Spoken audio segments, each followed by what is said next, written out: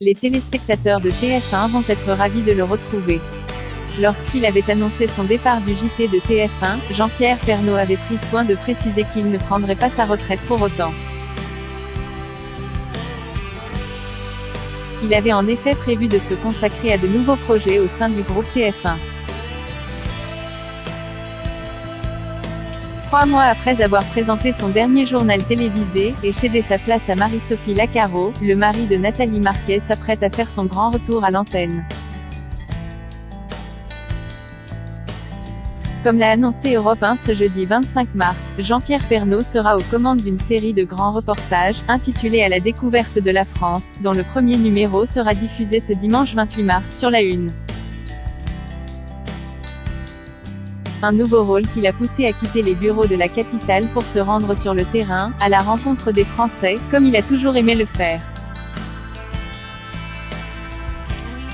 Dans cette nouvelle case, le journaliste, qui fêtera ses 71 ans en avril prochain, proposera aux téléspectateurs un tour des régions et de leur patrimoine. Pour le premier numéro d'À la découverte de la France, Jean-Pierre Pernaut a prévu de se rendre en Alsace, à la rencontre d'une charcutière, de 2 fromagers ou encore du seul carrossier maître d'art de l'Hexagone, a annoncé le site Satellifax au début du mois de mars.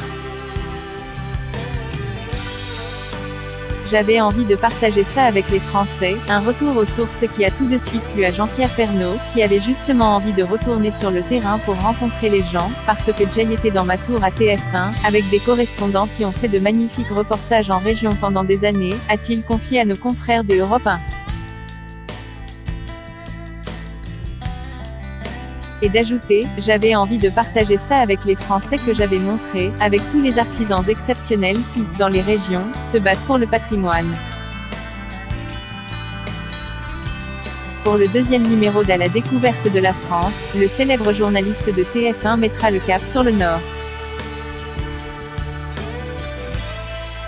Au total, 4 ou 5 reportages en région seront tournés chaque année, en plus de son émission hebdomadaire sur LCI et de sa web-télé la JPP-TV.